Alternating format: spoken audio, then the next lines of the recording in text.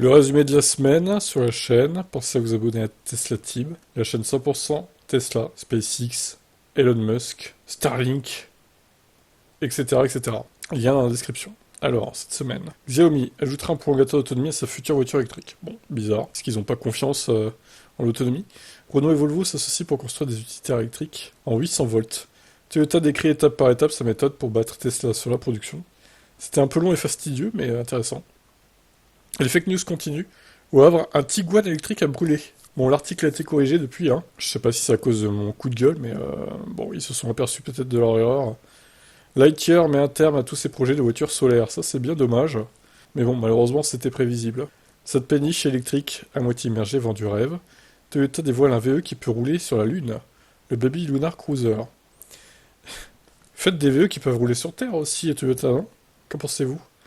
NIO vendrait à perte ses VE en Europe jusqu'à 33 000 euros de perte par voiture. C'est quand même pas mal. C'est quand même assez énorme. C'est pratiquement la moitié du prix de la voiture, en fait. Kia dévoile sa gamme de prix pour le V9 aux États-Unis, avec une bizarrerie au niveau du moteur. Les carburants de synthèse, une arnaque écologique sur le transport et l'environnement. Évidemment. Isuzu va débarquer très prochainement sur le marché des pick-up électriques. Nouvelles infos concernant le ID4 et ID5 Cross-Style en Europe. Suzuki met à jour son EVX concept électrique. Officiel, cette fois c'est la bonne, la Yup tire sa révérence. Incendie à Londres. Ce journal français accuse la voiture électrique alors que c'est une diesel. Bravo le Parisien.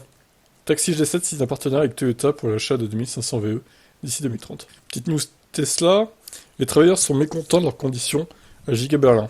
Un compromis en cours de négociation entre l'UE et le Royaume-Uni. Concernant les VE, Ford brade à nouveau ses Mustang Mach-E qui devient moins cher qu'un modèle Y.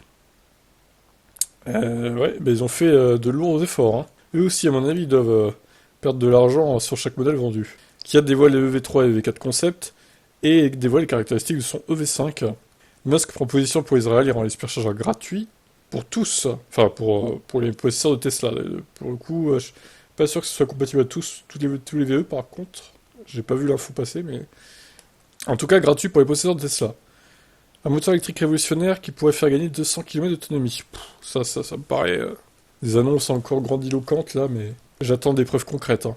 5 grandes villes françaises réclament des normes anti-voitures thermiques plus poussées. L'État français veut tester le bridage électrique à distance des ménages via Linky. Ça, c'est moche. Les travailleurs de Giga Berlin vont obtenir une augmentation de salaire. Les vrais supercars électriques n'arriveront pas avant 2030, selon McLaren. Audi renonce à augmenter la production de son Q4 e-tron, faute de demande. Les USA font face à une pénurie d'électriciens pour réparer les bornes de recharge qui sont en panne. Ça, c'est con. Volvo atteint les 15% de ventes électriques dans sa gamme en septembre. Voici la somme délirante que perd Lucid Moteur à chaque voiture produite. Ça paraît énorme, plus de 330 000 dollars, c'est indécent, quoi. Top 20 des voitures électriques les plus vendues au monde entre janvier et août 2023. Backlys propose des VE reconditionnés en LD, mais est-ce vraiment intéressant? Pas sûr au final. Eaton dévoile une boîte de vitesse 4 rapports pour VE et camions électriques. Kia lancera une V2 plus abordable d'ici 2026. BMW iX2, un petit SUV coupe électrique à un prix élitiste par contre. Enfin, quand je dis petit, c'est quand même 4,50 m, hein. C'est pas si petit que ça, mais bon. Pour une BM, c'est pas très gros, quoi. Sachant que la plus petite BM de l'histoire restera la i3, je pense. À moins qu'il y en ait une autre, mais bon. En voiture moderne, en tout cas, je pense que c'est celle-là. Tous les chiffres de vente de VE en Europe au troisième trimestre 2023. Et enfin, un petit problème avec le Kia Niro, pas très grave, hein, ça concerne pas la partie électrique ou batterie, c'est que j'ai un problème de capteur de pression. En gros, ça m'indique qu'il y a une pression basse dans un des pneus, alors que non, la pression est normale en fait. Très bizarre ce bug. Donc si vous savez comment le régler, hein, n'hésitez pas à me dire dans les commentaires. Donc voilà pour cette semaine chargée, je vous dis à demain pour la suite. Il y a mes autres chaînes, hein, dans la description, dont la chaîne Tesla.